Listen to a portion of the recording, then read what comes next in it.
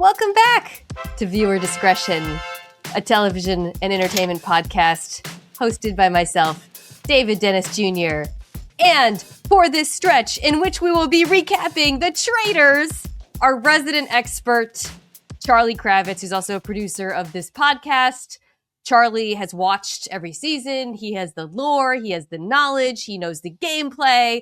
And I watched last season to prepare for this one, and I still felt like I was in over my head. So I wanted to bring Charlie in real quick before we get to the show. We are now recapping 2 shows. Mm-hmm. We're going to continue recapping Fallout. So if you enjoy the Fallout recaps and you don't watch Traitors, you can just check the timestamps, whether in YouTube or your pod. We're going to talk about Fallout. David and I are going to talk about Fallout, the latest episode 4, in the second half of this podcast. In the first half, however, we are going to discuss the Traitors, the American Traitors, of course. I mean... And Charlie, we got to mention, Charlie has willed Traitors onto Viewer Discretion, like through sheer force of will. Like I haven't just willed that. I'm trying to will Mina onto the cast of the next season of the show. I did text Charlie, my new goal in life is to become famous enough to be on the Traitors. There you I've go. never had like that much like I really wanted out of this weird television journey, but now I want that. I want it desperately. The competitive Mina on Traitors, I think, is going to be just massive television. Okay. Legitimately, I binged season 1, and I have a text from 2023 that was like November 2023 being like, yo, I binged the Traitors. Mina, you need to go on this show. Here's why I think I would be good at it. There's 3. I'll give you 3 reasons. We're going to talk about the show. I know this is solipsistic. Okay, 1 reason is I'm not annoying. Mm-hmm. 2, I'm strategic. Mm-hmm. I also make friends very quickly, which I think is really important. And 3, I run every day. I feel like with these challenges, if you're a good runner, you can win. At least half of them involve some kind of running and like literally like some form of athleticism. And literally the only thing I do, guys, is I run every day. Okay, but we need an honest assessment, a self-assessment. You're the only person that can assess this. How good of a liar are you? Like deception, like where are you on the deception meter, 0 to 10? I am decent. That's a hard answer thing. You don't want to call yourself a good liar. I can tell you where Mina would fail on this show.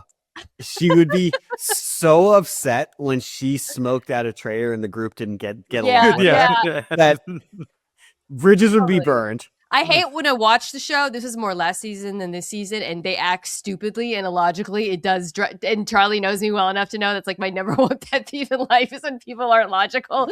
I think this bunch is a smarter bunch than last season. Early impressions, there's like more people who seem pretty savvy, and I guess I wanted to start there before we get into the show. Like, what are your guys' first impressions? Like before even just episode 1 is really just kind of introducing everyone. I'm not going to, it's gigantic cast at the moment. Did anyone like David jump out to you? Oh, by the way, at the end, we're each going to pick our top 3 who we think are going to make it the farthest. And I'll get to my scoring system later. It's going to be an ongoing thing we do. Top 5, pardon me, not top 3. We'll narrow it down to 3 when it gets smaller and smaller. David, but like because there are some old friends. Is there anyone that jumped out to you, like just stands out? Okay, so background, I didn't watch season 3. This is my first, like we're jumping in. I'm raw dogging Traitors right now, like out of nowhere.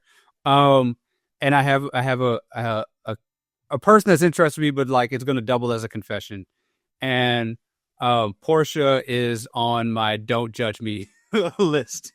And she's been there for years and years, and I will not take any more further questions. I mean, listen, she looked good. Ron Fun just when she got eliminated and says, "I killed a beautiful woman, took me out."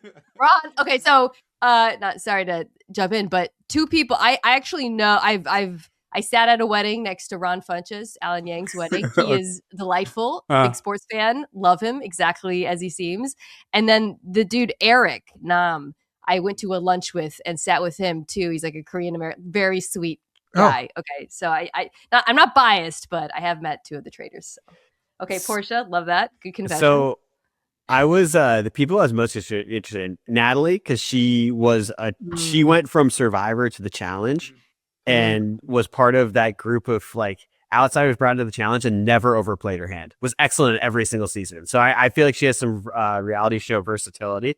And then I think Maura is going to do very well on the show. I was pretty, because she's like legitimately famous from Love Island UK. Yeah.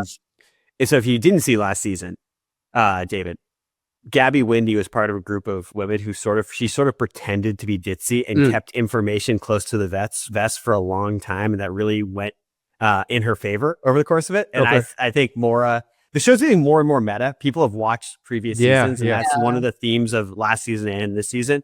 And I think she's grinded some tape and has a game plan of how to not overplay her hands. So I watched Maura's Love Island season, and now she's like a host. She hosts the After Sun, I think, or something, or All Star. She hosts All Stars. Anyways, that when you watch the season, she's the breakout star of this. It's a really great Love Island UK episode, season 5, amazing, and she's really smart, and she's way too smart for Love Island. Yeah. Although I do think, since we're on the topic, Rob from Love Island was not only an incredible casting choice, I guess they're both on Peacock, but also the perfect traitor choice. Yeah.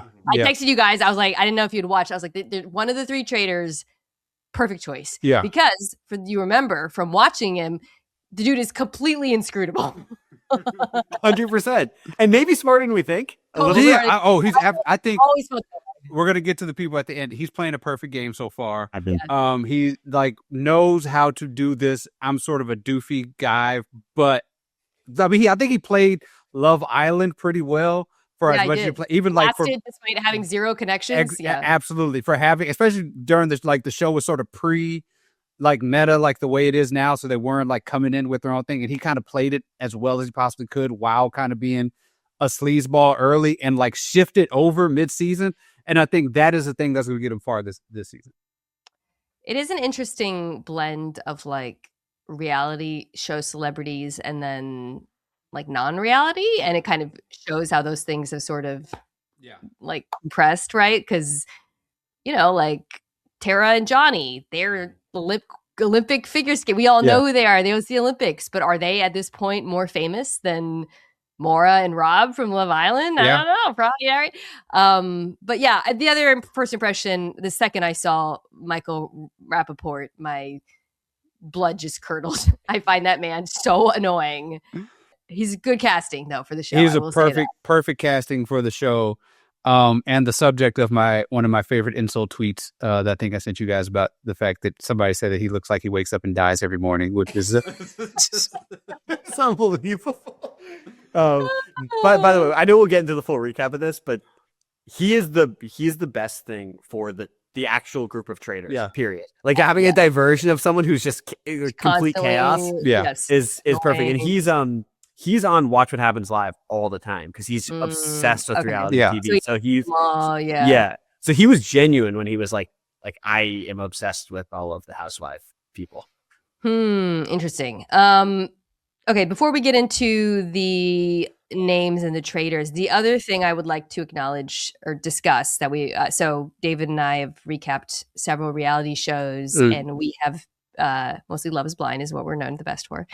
And we have been critical of the hosts of these shows. Oh, yeah. Alan Cummings, compared to your average reality host, is like Bama versus Grand Canyon State University. I mean, this man, it's just... Yeah, this is like it's incredible. Like 10 out of 10. It's like watching Daniel Day-Lewis on a Tubi movie. It's just like, what is it?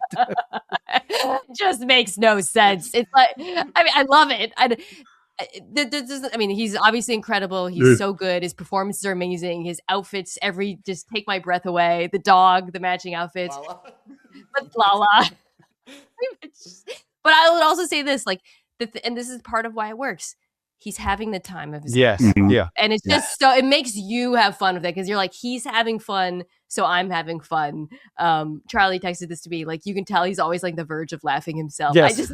I just everything that the lines they write for him. I want to write lines for Alan Cummings. It's the best. And he's delivering them like they are like the most legitimate lines of all time. It's like when he talks, I feel like somebody is actually going to get murdered at the end of the show. Like I feel like he is going to say his farewell to somebody and they're going to get their neck like broken right there after he talks.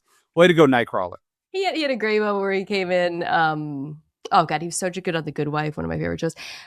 He came in, I think it was after the first kill, which was Ian, and he goes, "We're all out of sourdough," and Ian's dead, and it's just The delivery is just unbelievable. Okay, so I think the first thing I want to discuss with you guys is the actual selection of the traitors. So we learn very early on who they are, and it is Lisa, who is longtime soap opera OG Beverly Hills housewife, probably one of the more famous housewives, I would say. Definitely.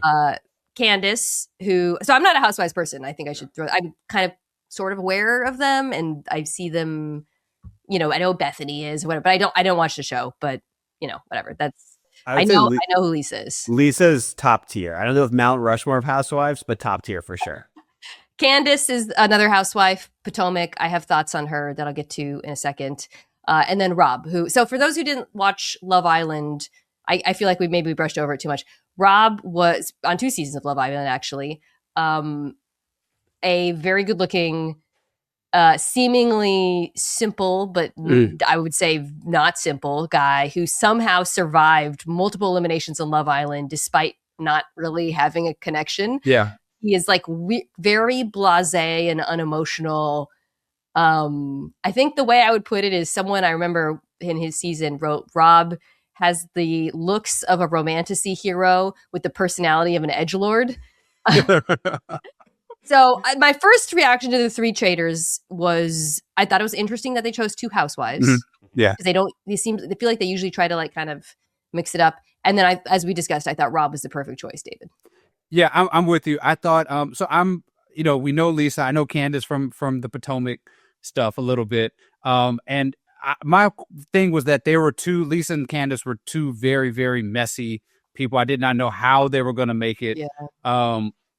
Especially coming from the same world. And Rob, first time, it just felt like a thing that it was going to be way over his head. Like this felt like to me, as somebody who did not know how this works, I felt like the traitors were going to get figured out pretty early, but they seem to work together. And Rob really seems to be the glue guy. He's the Draymond of the bunch right now, just kind of making things happen. My theory, I wasn't shocked that there was at least 1 housewife. I was a little bit surprised that there were 2. But in almost every season of the Traitors, the housewives have had like alliance, Bravo celebrities, have all of the BravoCon responsibilities, and generally seem to be friends between shows, like the different housewife iterations, Summer House, et cetera, et cetera. And I think the last 2 seasons of Traitors, not to spoil if anyone wants to go back, but one of the big issues with the show is that the Traitors were easier to figure out because they didn't get along.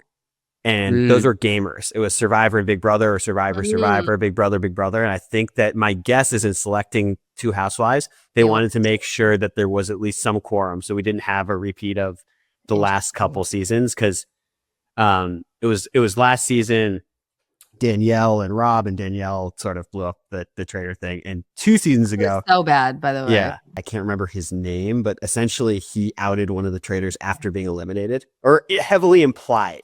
After being eliminated because he felt that he was thrown under the bus. So that was my first thought on it. Was like, this is a production safeguard. Okay, interesting. Yeah, like so early on before we get to the first kill and then the first elimination, I thought Candace was doing way too much. I continue to think so. I mean, she was the one who had the like controversy with Portia, where like I wish it ultimately worked out for her though, but like where the car conversation, that whole thing with Michael Rappaport about where like it was over whether or not Michael said he wanted the housewives out, and Rob was like, Candace is drawing way too much attention to herself. I guess my question is, do you agree? And do you think as a traitor, like it's an interesting balance, right? Because you want to lie low, but you don't want to lie too low. Yeah. Because that gets she to me though is way above that threshold of drawing attention. Yeah, I'm with you. Because it was a verifiable lie. She said that Michael Rappaport said this thing. And of course, thanks to Ron mixing up everything, and all the doubt around Portia, like you said, it did work out for her. But she was running the risk of really and I actually think that what is it called? The public execution or whatever, I think that kind of worked because she was not in the loop. Like, I think that's one of the reasons that it ended up working. The conga line was, I mean, she just is prone to panic. She's prone to panic, and Rob almost figured her out immediately. She's, I mean, she's playing the worst game of the Traitors by far. Yes, and as my guess is that she said that being extra pays off. as the season goes, the breakfast room is like the number one place where you find out who's a traitor based on how they react. Oh my god! And every morning she's like, no. yeah, and I can her overplaying her surprise or not surprise, I think is gonna do her in. I couldn't believe, by the way, she didn't need to lie about Rappaport. Like, he does all the talking for himself. Right. Like he would say that. He's already Rappaport, and you have a classically trained actress as one, and then Rob, who is a deadpan guy that you can't read as the other, and she's going to stick out like a sore thumb the entire time. It's a great point about the breakfast room, because I've been like thinking like, how would I? There's two things you think about watching the show: how would I get away with I'm a traitor, and how would you actually find one? And the breakfast room is absolutely it. We find out also in the first episode that there's something called a secret traitor. Mm-hmm. So I want to get your thoughts on this, Charlie, because this is new, right? They haven't done this. Okay. So, and then they get a list with the names that they give permission, a short list of names that they can kill. The first night it's Ian, Mark, Eric, and Rob, Love Island Rob, who's very insulted. So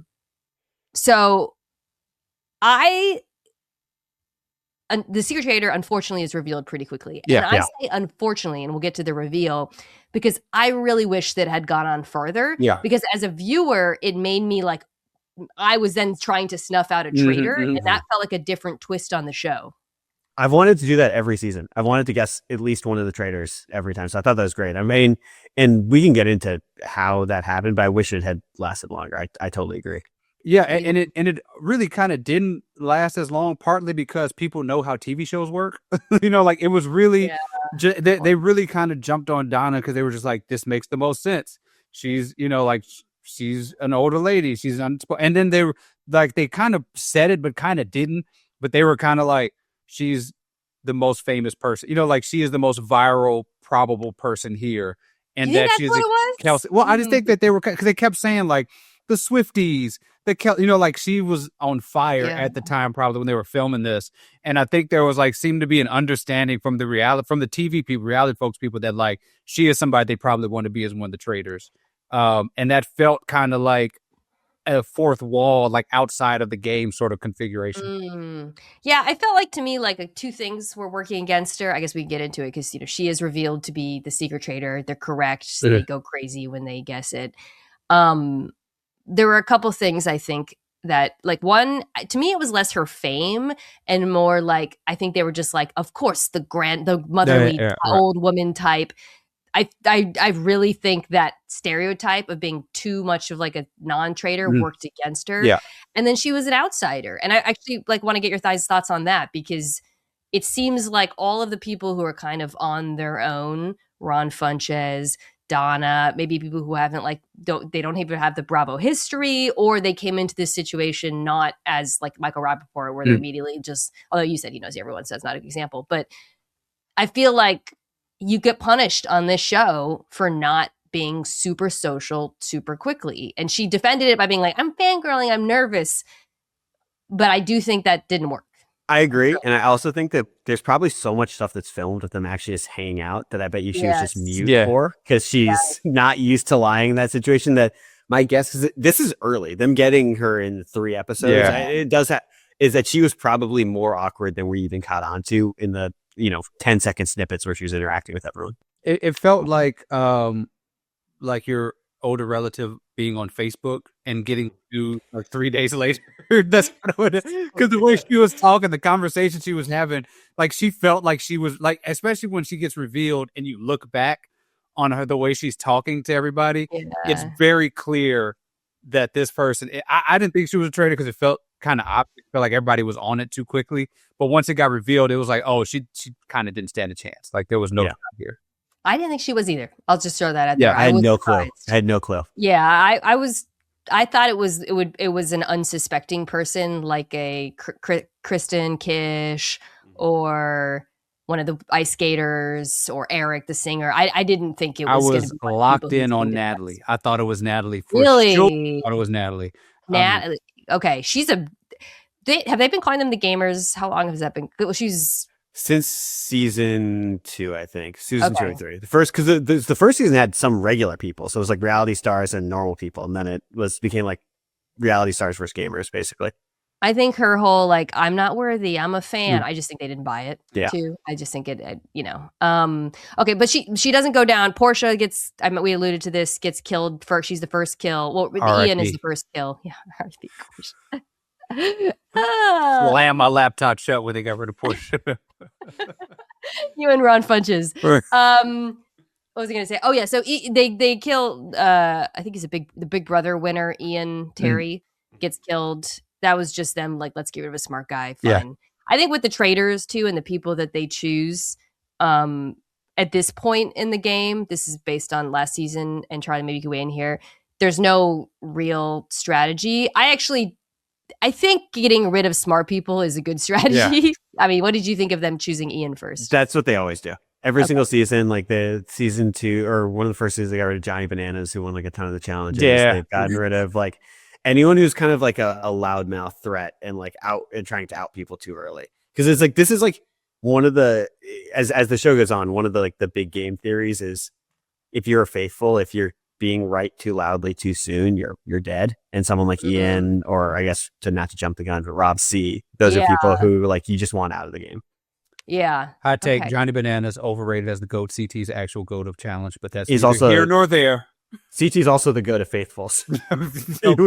Yeah, he's an incredible game theory. He was on the season and figured out the traitors, then joined their alliance. Crossed them at the end. Incredible. CT. The alliances at this point are still, all by the way, a little like unclear. It seems like they're kind of sticking to their shows, but there's also like sort of like you can kind of see some other ones forming. Like Ron, unfortunately, was allied with Donna. We'll get to that. Before Donna dies, though, or before they banish her at the round table, I want to talk about the public execution. I loved this whole sequence. I thought it was electric. Unbelievable. Also, Rob was perfect. Yeah. This is it was the best execution I've ever seen. The chess idea was legitimately clever. There could have been everyone could have been watching and him being like, "These are all people in the room." I wouldn't have caught on to that if I was there. Well, I want to flag Tara for seemingly the way they cut it, seemingly being right there in front of them, watching it happen and have no clue. And we were talking about somebody playing dumb. I don't know. She just seemed to have no clue what was happening as she was 2 feet away from the chess game. So, I mean, I don't know what was happening there. I feel like if I were that close, I would probably be able to understand what's happening when two random people are playing chess and having a deep conversation about it. Maybe it was cut that way, but I was very, that was absolutely hilarious scene. So I have a question about this. Okay, so the way it plays out, for those who don't know, the traitors get told they have to do a murder in plain sight. They have to find a tarot card in the kitchen, then burn it before bedtime. So it has to happen while people are around. And the way they get away with it is Candace starts a conga line. And then you said Rob, as you alluded to, Rob sneaks to the kitchen, gets the card, meets up with Lisa. They see who the card gives them the choices of Monet, Tara, Rob C, and Kristen. These are choices we later learned that Donna, the secret traitor, has given them. Him and Lisa play chess. He gives her these like chess pieces as the names. Tara walks over. I think what happened is she walked over after he had done that, so she just saw them doing it, but she didn't hear the part where he said these are the names. So in this night, while this is going down, Rob C, from what I gather from the Survivor world, he's like a legit, like one of the greats to ever do it. I thought he really effed up, though, by being so loud about the fact that I don't know how he knew it was a public execution, but he says it to Portia, who started the conga line. I'm like, bro, if you have this suspicion, don't go after Candace. The person he said the Candace. Yeah, he said who did it, and then he ultimately gets killed. Like, were you, like, Charlie, go first, David, two questions, I guess. One, do you think he played this poorly? Two, is Candace now safe? Because do they ever find out that this was a public execution? Candace is definitely not safe. Okay. Because whoever Rob said that to, now Rob being gone. Oh, he said it's someone else. Yeah. Okay. He said to Candace and he pulled Tiffany in the. I think he pulled Tiffany in the other room first and said, "Hey, don't." He was like, "Don't." I guess like drink anybody's drink. I guess that's what they've done before. Like, don't do anything before. So he said it to Tiffany first, and then kind of opened it up to the group. Backstory on this, there have been 2 of these murder in plain sights. The first one 2 years ago was Parvati, who was another survivor great, had to hand out a drink, and it ended up being her undoing as a traitor. Essentially, she became it became too hot. Yeah. And then in last season, they had to like go into a secret room, and Danielle was overheard talking by Gabby. Gabby kept the information all the way into the end and told no one, and it was like her trump card to win the show. Oh, wow. Okay. So like there are 2 ways to play it, and neither one of them in the past has been wrong. But like the reason I thought it was so impressive by Rob is the murder in plain sight has doomed a traitor in each of the first 2 seasons, and there's no connection to him for this moving forward. Or Lisa. Yeah, or Lisa.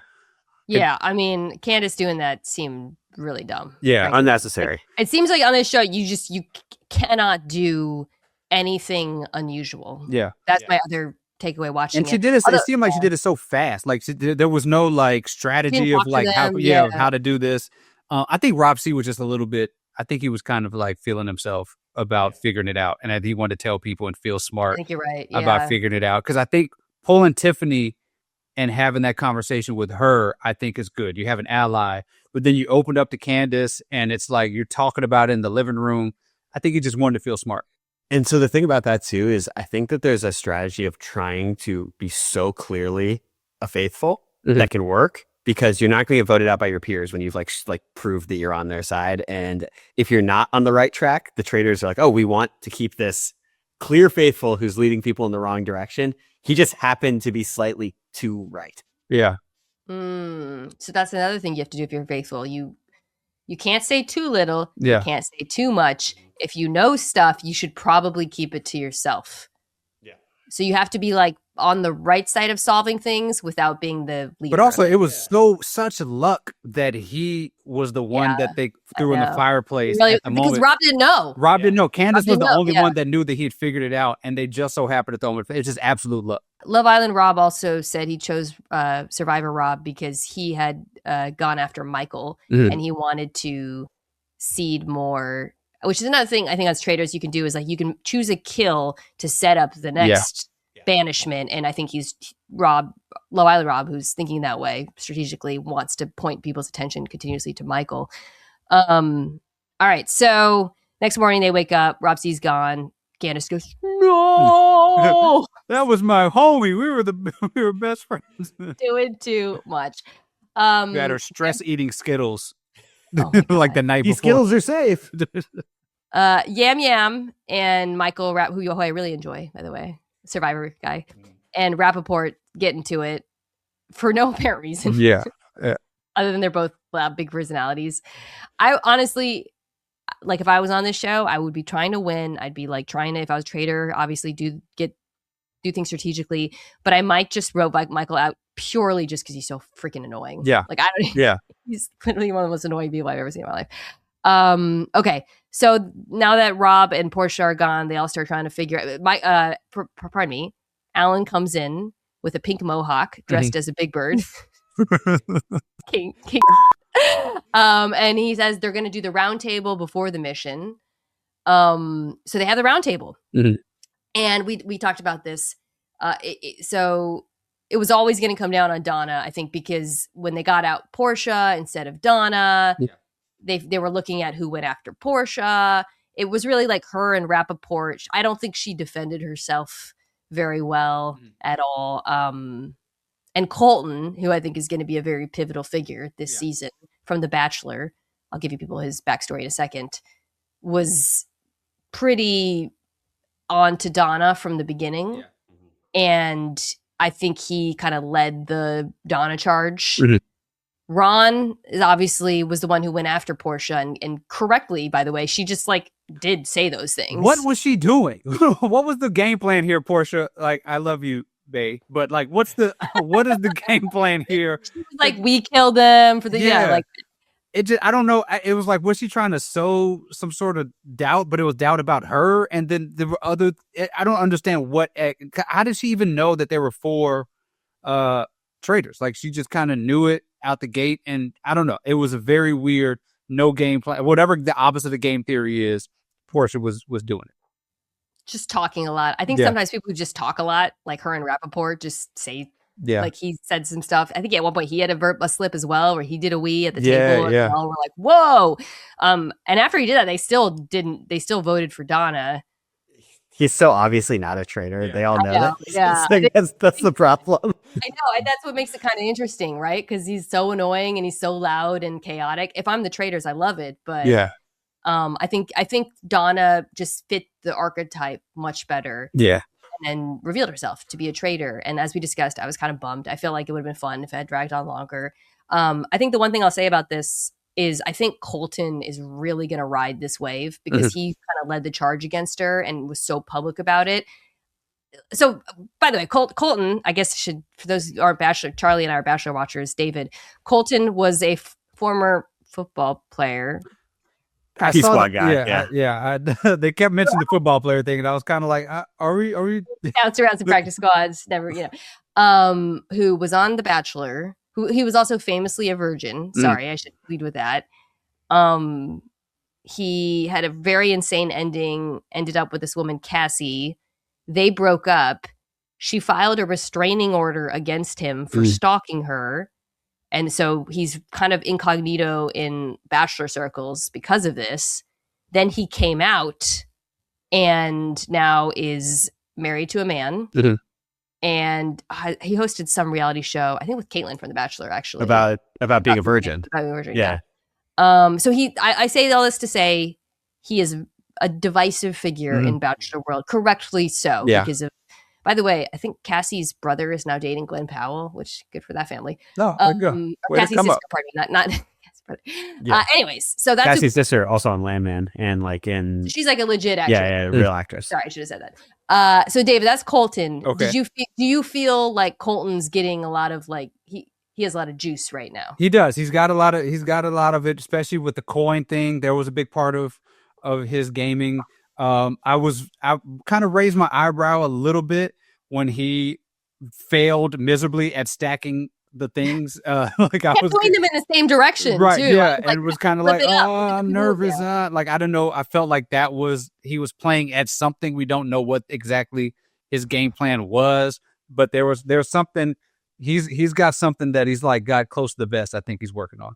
My Colton take on this is, well, I will get into this more, but like he's the type of person who is sort of perfect for this game because he thinks he's always using deductive reasoning, and I think he backed into the Donna Kelsey thing. Totally agree. And agree. Yeah. I don't think he figured it out. I think yes. 100%. And now he's applying that sort of confidence to Tiffany and everyone else like this, which is like he's also in that camp of like he's made it very clear he's a faithful. So it's like his standing in the game with the group is going to be really strong for the time being. Yeah. But also like we'll see. He's going to oscillate between, if he actually gets onto them, he's going to be like a pest for the traitors, and he's the type of person who could blow up the game because they'll be like, oh, he was on to so-and-so, he's now dead, but he's also the type of person you could keep around for a long time if he's on the wrong side. Yeah. I guess that's what I wanted to ask you, though. If somebody is like very clearly faithful, right? If you're a traitor, don't you want to get rid of them because that's one person who won't get banished? You know what I mean? Like, so at the round table when they banish, because if you're a traitor, your whole goal is at the round table to not get named. So you don't want safe people on the round table, right? So it depends. If you want Colton, if he's like aimed in the wrong direction. Okay. So like famously, like 2 seasons ago, Pilot Pete was actually good at deducing who the traitors were, which is crazy. If you watch the season of The very Bachelor, ridiculous Bachelor. Yeah, and I thought he great Bachelor, but we thought he was like dumb as a box of rocks. And then he comes on this show and like totally gets it. But they ended up having to eliminate him because he started figuring out who the traitors were. Okay. But like, so if Colton's like aimed at Tiffany and so whatever, and like what and the traitors, what they really want is like Michael and Yam Yam to just keep burning their votes on each other, like because that's just going to dominate every round table. But so like so if there's the chaos theory. So if Colton is going to like aim at Tiffany even more, killing him it makes the most sense, right? Because it looked like Tiffany. Because she's not a traitor, so right? Yeah, you want him to keep aiming at wrong people, like confidently being like, gotcha. I'm the like PI of the group. So basically, as a traitor, you want people who are in drama to always stay. Yeah, because that drama will take over the table. Okay, so that makes sense. The mission, the final mission. Oh, can we take a moment and talk about the missions, David? Like, they were so like it, I just think about these people watching Love Island, and it's like they're I know what they're just spitting food into each other's mouth. They're just like, you're gonna make out contest until you make out to see who makes out the most wins by making out. And then these people are like, we're going to create like some runes, and you got to figure out like Archimedes principle and just like do this thing from top to bottom. And like it is a whole different world of gaming that I could not believe exists in a reality show. I can say this as a producer. It is insane the amount of set design and thought that goes into these games, and putting out incredible. 100 coffins in the middle of a lake, which each one they have to like drop with a weight. Yeah. I'm sure have to drop with like a miniature weighted anchor. Hours, tens of hours to set up everything. Yeah, I am consistently just impressed by the look of them. Mm-hmm. I think what's interesting on the challenges is like strategically at this point, there's too many people, I think, for it to matter. I think when it gets closer to the end, it'll probably, you can actually like notice stuff. Like it doesn't matter whose coffin was dropped. Right? Yeah, the coffin thing, I was kind of like, it's too many people. We'll figure it out later. This challenge, though, the final one, the one in episode 3, is interesting because you have to choose a person. Yeah. So you see alliances, right? And Ron is, poor Ron, he's such a sweet guy, is the odd man out. He is really funny too. Yeah. Have you guys watched him in anything? Ron Funches? What show? Yeah, what show was he? He's on Loot. He's on Loot now. Okay. He's been in a lot of stuff. Yeah. Let me see. He's fantastic. I'd never seen him before this show. He's a genuinely hilarious guy. He's from Portland. He's a big Trailblazers fan. He's in like a bunch of Adult Swim shows, The Kroll Show. He was on Transparent. Anyways, all right. So he's the outcast right now because he had pushed against Portia and was friends with Donna. And he's like an actor. He doesn't have like he's not a Bravo guy. So what happens is that he is vulnerable. So basically, your partner in this challenge can save you by stacking these skulls. I would crush this challenge, no big deal. And it really, I will say too, with the challenges in generally, like athleticism does matter on this show. Yeah. Like poor Eric chose Johnny, who should be one of the best athletes. Yeah. In theory. Rob goes first, and that's the only thing I noticed is that he like crushed everyone. That's another. He's gonna be good. Well, the question about this, we talk about crushing this challenge is, we got to figure out if you can be on Traitors while also hosting Love is Blind reunions, which actually that might be my way into the show because I don't have any reality bona fides. I've done game shows. Could we start like a public campaign next year to get Mina on the trail? Okay, all right. Step one, when the news broke, step one, I texted Elle Duncan. I was like, you know what to do. Our friend Elle now works for Netflix. Okay, sorry. By the way, Love is Blind, February 11th. There you go. I feel like it's so soon, but okay. So they do the challenge. The people who are up for elimination because their partners didn't do it in time are Lisa, who's of course a traitor, Ron, Caroline, who's I think the Australian housewife. She sounds Australian. I think she's Real Housewives of Dubai, British, but she might be, yeah. Confusing. Her and Lisa also like have the same face, which is confusing to me. And Kristen Kish, who is from Top Chef and is the host of Top Chef, but also won Top Chef, who's an unbelievable chef. There was like one scene of her making like bruschetta for someone, and I was like, if I was in that house the whole time, I would be asking her to make me stuff. Also is like one of the coolest women I've ever seen in my life, and if I could pick one person to look like, it would be Kristen Kish. Got like the sickest sleeves and amazing style. Anyways, okay.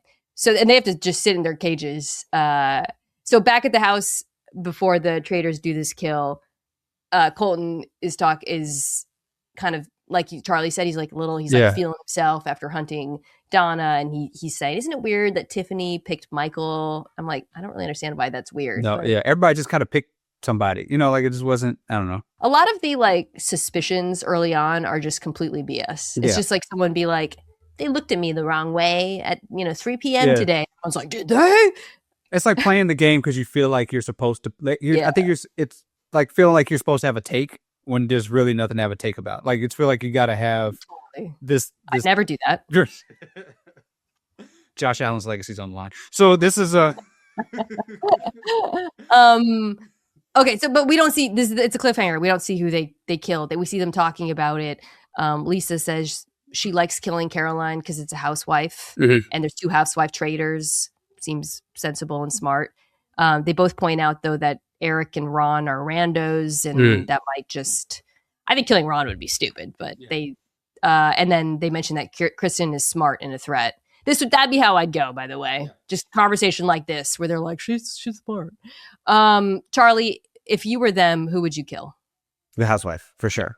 100%. 100% the smart pick. Totally. And this has been a multi-season theme of the Housewife Alliance. So it's like you break that up, you at least have some cover for Candace who needs it more than anything. Yeah. When they show up, Eric starts pleading for mercy. And at first I thought that was like, wow, it's actually kind of smart because if he survives, people will remember it. Yeah. But then they all plea. So I think the producers told them the monologues were absolutely incredible. You will rue this day. Like Ron. Ron's, I will hunt down. Ron said, if you don't kill me now, you will regret it. Which I felt like was Ron being like, I've been cold for 3 hours. I'm done with the show. Final question before we get to the rankings. Like, what would you say if you were I was thinking about this. If you were on that tree trying to get the traitors to keep you, what would you say to convince them? I would just throw out a name. And just pretend like I knew who it was, and then just confidently say, "No, I got your back. I help you out." I don't know. I would just interesting. Like, I know it's you, but then they might not. Then they might want to kill me. I don't know. Yeah. Oh, if I was being really about it, I'd be like, Kristen knows who so-and-so is, knows who the traitors are. One of the other 4 people tied to the trees. But I don't know. Honestly, I feel like at this point, I just try to be as non-offensive as possible. I don't know who any of you are. So it's not worth it to kill me. I would say, I don't know who any of you are. I'm on my own here. I'm not part of an alliance. Yeah. You gain nothing from killing me. Yeah. You don't affect the game at all. Yeah. See if that works. Or maybe I would say, I know it's you, and then name 3 people. I'm pretty sure it's not. That's a great idea. Smart, David. There you go. All right. So we're each going to do our top 5. And next week, anyone who survives, you get a point. So we're going to add up the points over the score of the season. So actually, you know what? Now that I said that, I'm going to actually change one of mine just in case. But they have to survive till the end of the episode. So it's not just right, like the first kill. I'm going to change one of mine actually after saying that out loud. I just had a thought. Okay, I'll go first. My choices are Rob, Love Island Rob, Monet. Mm-hmm. I think people really like him. Yeah. Or RuPaul's Drag Race. Colton, mm-hmm. Maura, and Natalie from Amazing Race, etc. Okay, all right. That's okay, so we have, this is crazy. So I have Monet. Okay. As one, same reason. I have Natalie because I thought Natalie also was the secret person, because I thought that she like made Yam Yam put the coin in there at the one point. Like somebody forced his hand. I thought it was her, and she was kind of leading the discussion during the Portia thing. I thought she was kind of doing a little bit. Kristen again, just being the coolest person. Rob, because I think he's gaming as a traitor as well as anybody, and nobody suspects him at all. He's playing the reactions perfectly. He's quiet when he needs to be quiet. He's the one who could win the whole thing. Yes, for sure. And then also have Morris. Okay. I had Kristen, and then I changed it at the last second because I was thinking she's up for elimination next week. So yeah. So I have more because also Rob. I think she's so hot that Rob is gonna just sticks her around. Also, they have like the Love Island. Yeah. They do have a Love Island thing, but I think that alliance is going to be, it's going to work. Yeah. You guys are going to laugh because we've now watched a lot of reality TV together. My list, I don't know if you'd read it. I'm holding it closer. It is Natalie, Maura, Rob, Lisa, Colton. Oh, man. I have Lisa. So, and by the way, Maura to me. Yeah, wait, sorry. Now that I think about it, we might have to redo the system because I should have just picked the 3 traitors because, of course, they're gonna. Although Well, Candace they could is get not found in out. there. They could get found out. They I could be think found out. Candace. Yeah, Candace is going it's. That's true. Good Yeah. point. So, and Mora is getting carried to the end. Yeah.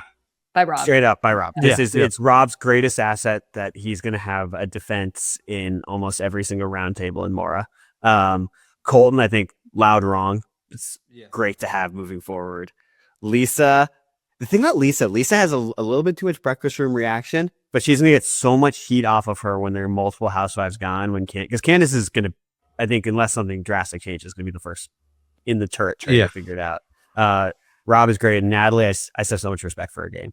Too much respect for the history of her game. Natalie she just looks like she got it under control the whole time. So jacked. Yeah. All right. That's it for this week of Traitors. I think there's 2 episodes next week, right? Mm-hmm. So we will be back, of course, to discuss this. And now Dave and I are going to talk about Fallout. Thank you so much, Charlie. Thank you, Charlie. All right. That was our Traitors coverage for the week. From one dog-eat-dog there you go to another. Fallout episode 4. We're going to talk about it. I really enjoyed. A lot happened in this episode.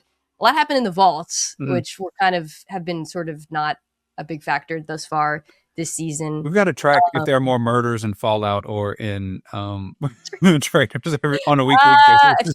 If you count the ghouls, which, by the way, I apparently said like 20 different ways last week. So the number of feedback I got for the episode. For some reason, it's a really hard word for me to say. Ghouls.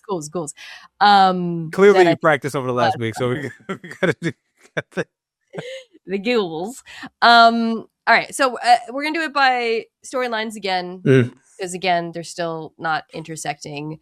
Let's start with Cooper / the ghoul and Lucy, because we do start with that. We get a flashback, which is pretty important. It pays off, of course, at the end.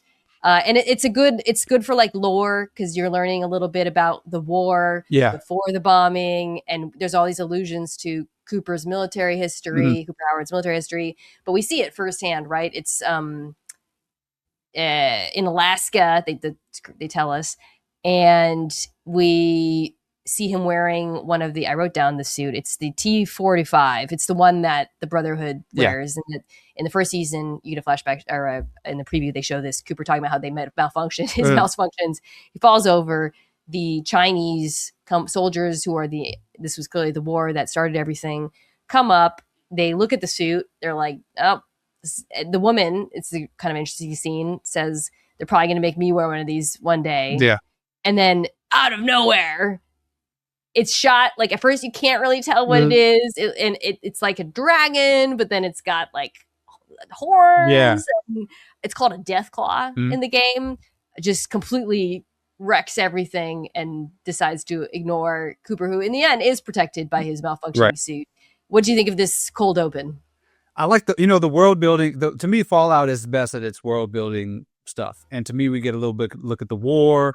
We see who the Reds are that they're talking about.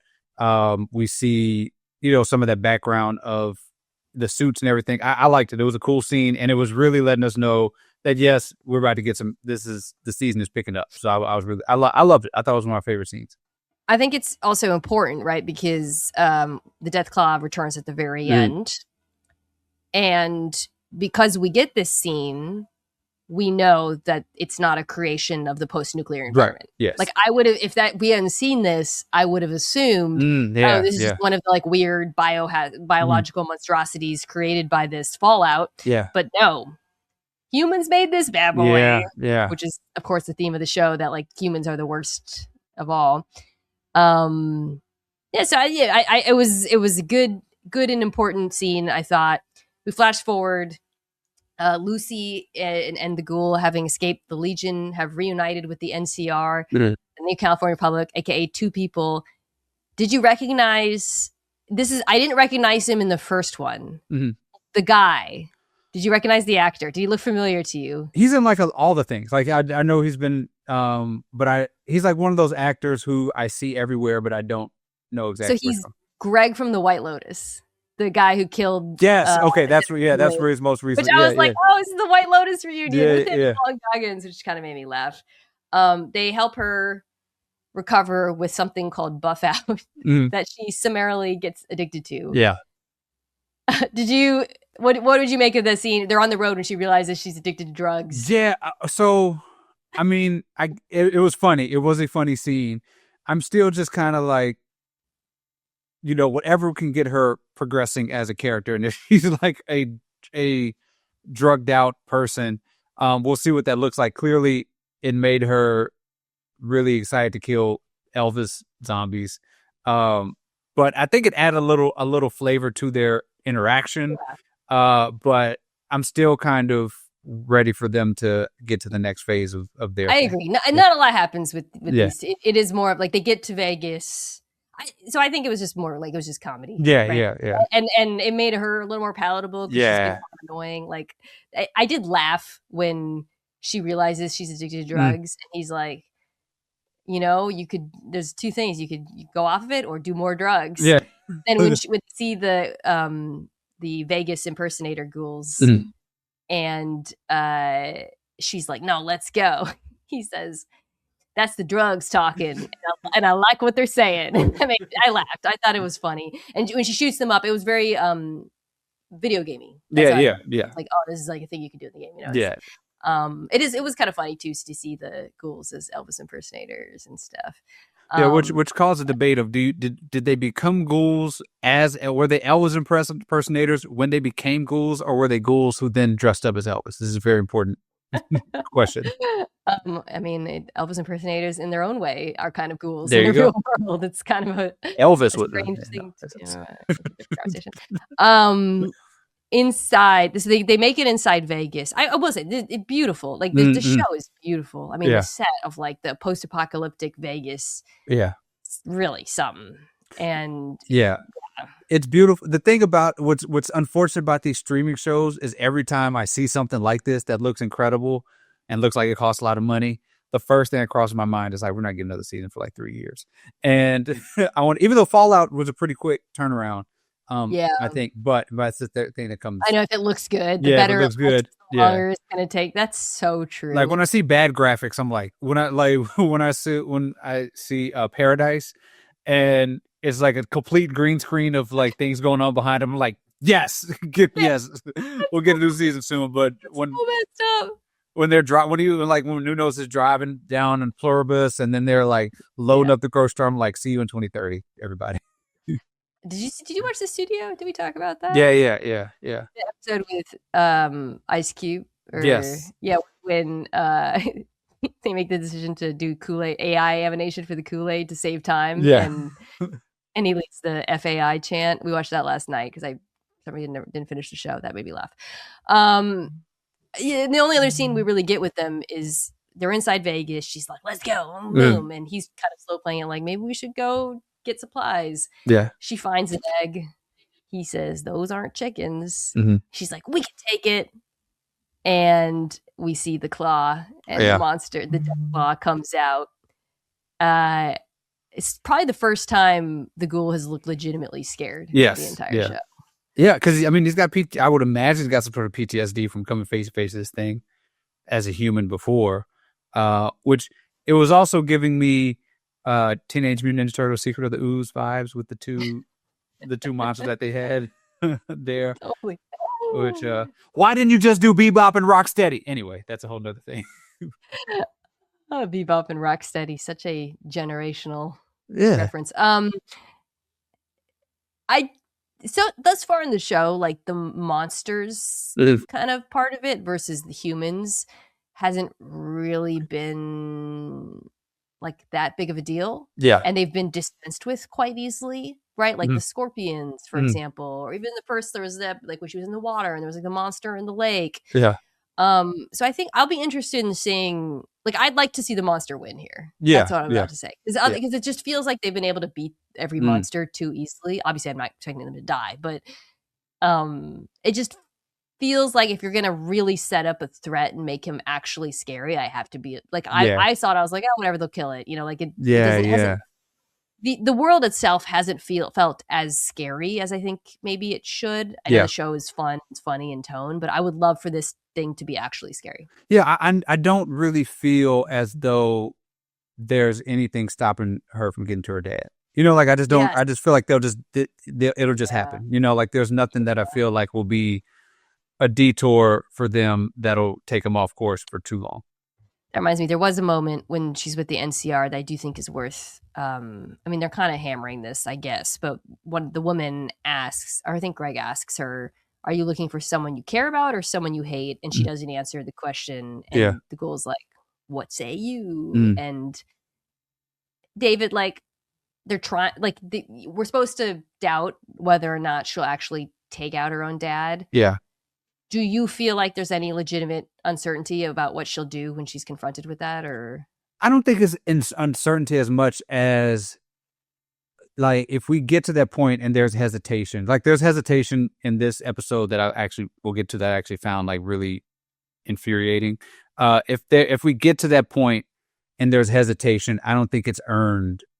It would just be a thing where we just kind of roll our eyes, but like, are you serious right now? We have, it hasn't been, I don't think it's been earned yet. Yeah, I think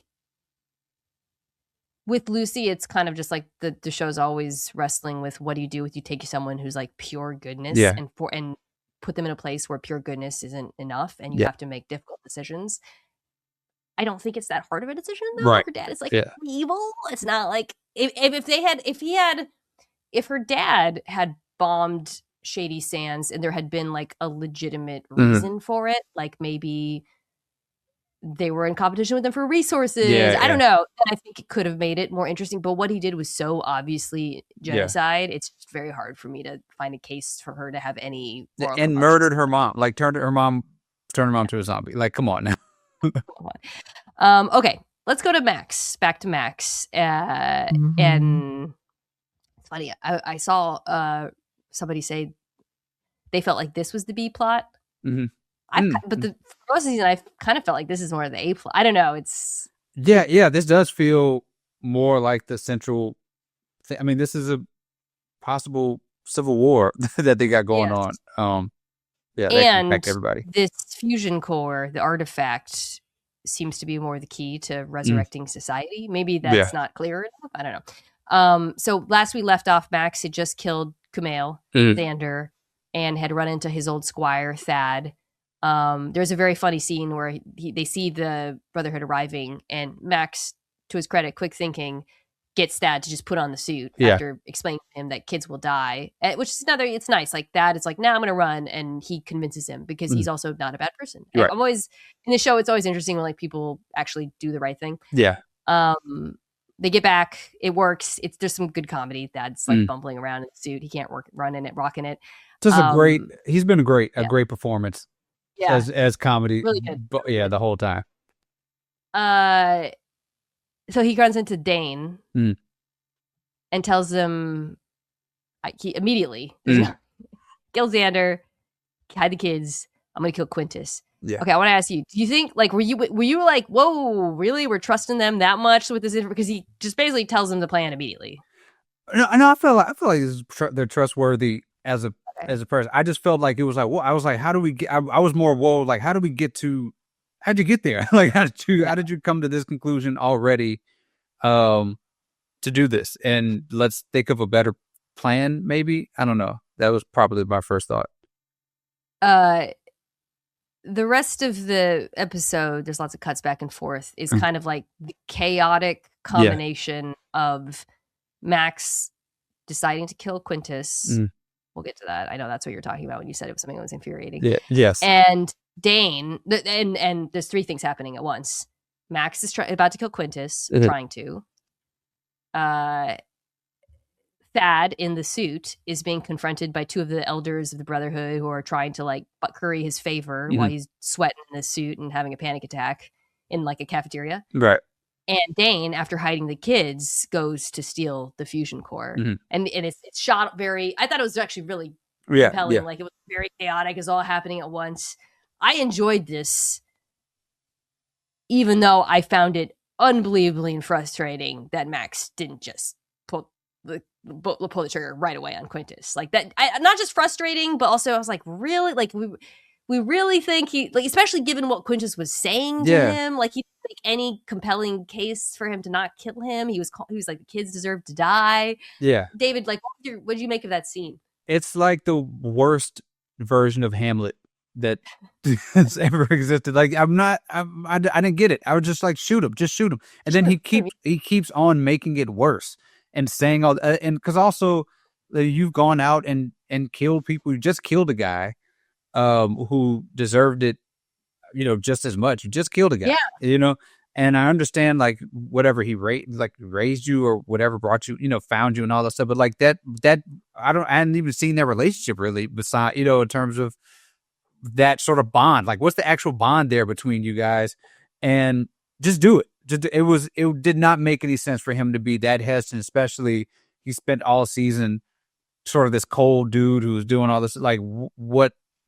Why are we doing this? Why? It feels like a thing that's just in surface of a plot. I mean, now that I say it, this is why I like talking about the show this way. It is really similar to like what we'll feel if Lucy. Yeah. Like, and at least with Lucy, there's history. He's her actual dad. Dad, he's just a jerk. To have been a kind dad to her too, like a loving dad. Like we get the flashbacks.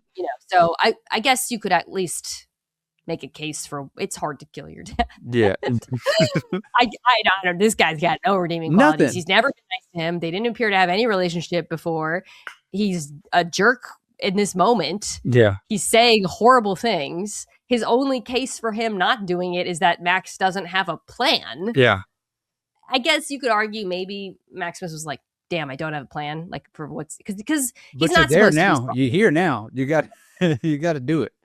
He's like, the show is not trying to convince you that Maximus is a smart or strategic person at all. It's that he's a good person. Dane seems to be a lot more savvy and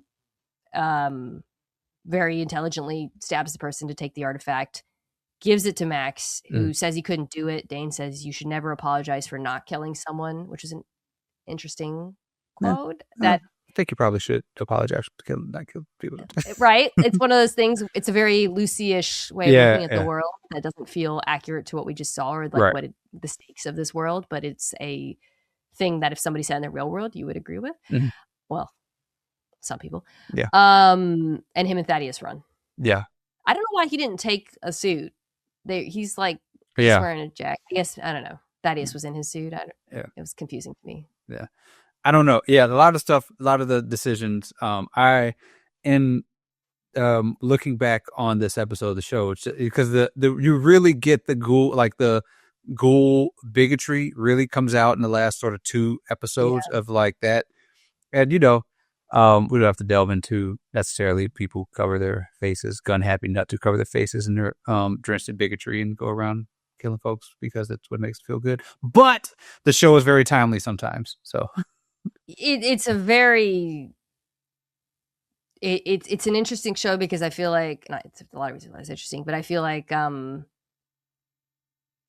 they're trying to show things in the post-apocalyptic world that reflect the world before it fell apart and how we just rebuild the same problems over and over, and I think you're seeing a lot of those come up. I mean I like him and Thaddeus as a partnership. So now you've got 2 people moving, him and Thaddeus on one storyline, Lucy. It seems like I feel like this is probably when they're going to intersect soon. Mm-hmm. I imagine I could see Max and Thaddeus trying to find their way to Vegas somehow. It's an interesting show because like the geography of it I find really fascinating. Like they're all kind of in the desert. Yeah. Like getting from LA to Vegas is like takes a really long time, so it was not clear to me. And then the folks from Boston, like the New England, seem like they're in a whole different. Because I mean, there's no reason, there's no way. I mean, clearly, obviously, the people in the bunker have not seen anybody in society, but there's folks who have not. It's a whole different world. You don't have no clue what's going on out there, and you also have no clue what's going on in another country. Like it's another. Like there's just a world where there's folks over in like Thailand who have a perfectly functioning society, and it's like United States still aliens happening over in Thailand 2070. So we'll see. I reiterate, I am ready for some of these things to start overlapping a little bit, although we'll see what happens with Lucy and the Gold and the Deathclaw. Yeah. So a lot happens in the vaults. Yeah. Though, finally, right? Mm. It's funny. Zach Cherry, who's an actor I really enjoy, who has been a bit player. He's Woody, is his name. Starts to become a little bit more important because he starts kind of sniffing out what's going on. So we find out, it's funny, through this dude Reg, who's a creepy guy who starts the inbreeding club or whatever it's called. We find out through his interaction with Betty, offspring of inbreeders, by the way. Let's not mischaracterize the people. I thought that wasn't some guy I thought this was going to be the Bring It Back club or something. He fights with her about the fact that they're rationing water. So things are getting a little tense down there. Woody, who's Zach Cherry's character, starts kind of sniffing around vaults. He's in Betty's, or not in Betty's, he's in Stephanie's vault, which is 32. Betty's the old one, 33. Betty, who's the overseer of 33, and Stephanie, who's now 33. Yes. Stephanie, who's now the overseer of the OG vault and the new vault, let's put it that way. They meet secretly to negotiate more water for Betty. And Stephanie, who's the woman with the eye patch, it's kind of like a power play. She's basically negotiates with her something Hank had something, a secret, something, we don't know what it is, that she wants. References the experiments. Woody hears that. We know that about there's some sort of, the experiments with the vault. We know at this point that the Vault-Tec people were using these conduct experiments. Woody overhears it, and he confronts Stephanie, who is with her man Chet, who's an innocent guy who became the dad of her baby.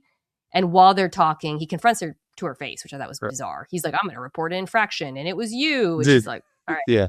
But while this is happening, some important thing happens. Chet finds Stephanie's passport and realizes it's from 2045 or something, and she's Canadian. So essentially, the birth year is 245.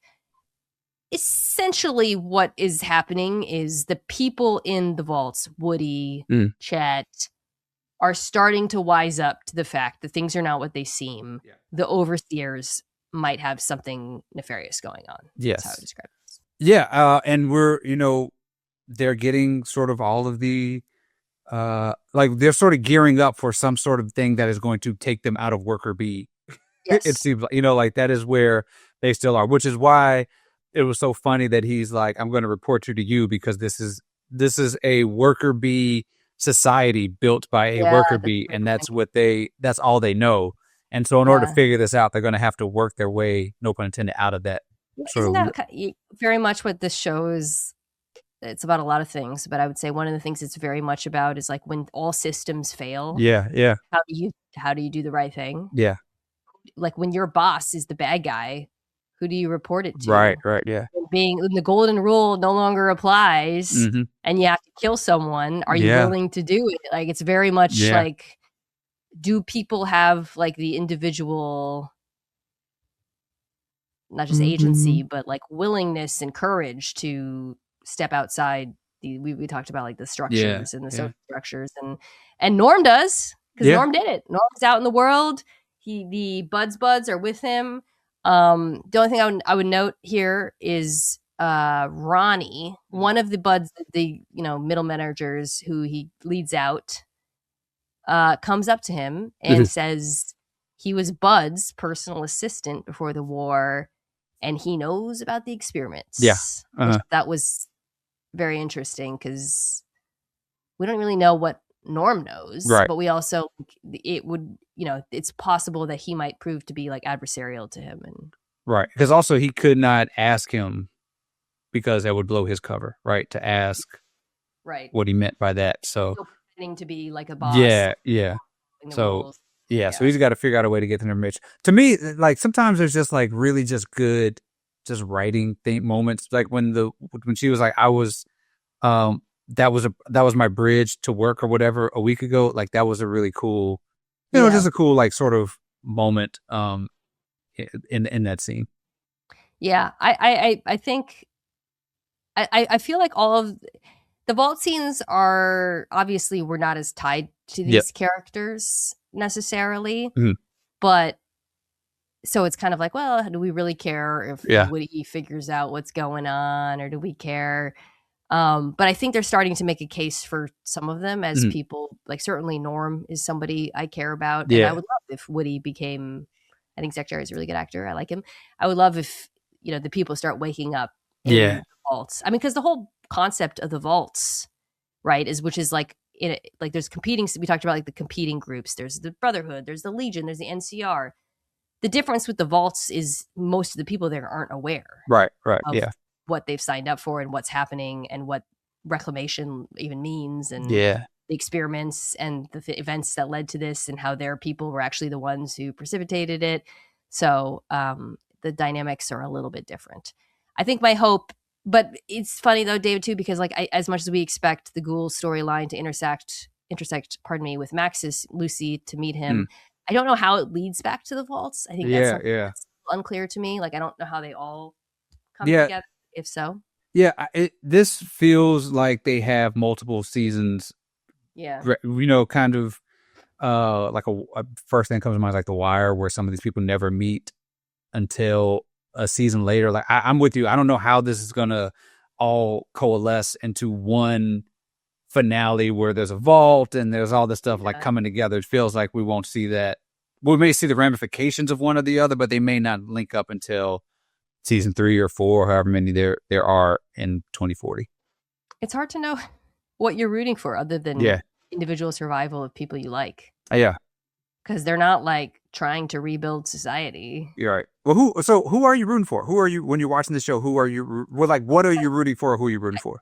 The survival of the main characters, for sure. I root for them to be good. Like, I was, like, we talked about it, but when the Ghoul did the right thing, I was happy. Yeah. I found myself like, oh, good. I'm glad that this person proved to be a good person. Yeah. I'm glad that Maximus intervened so the guy couldn't kill the kids. Yeah. And I'll be glad if, Norm and Zach Cherry figure out what's going on. But it's a unique show though, because there's not like a unified mission. Right. It's just individuals.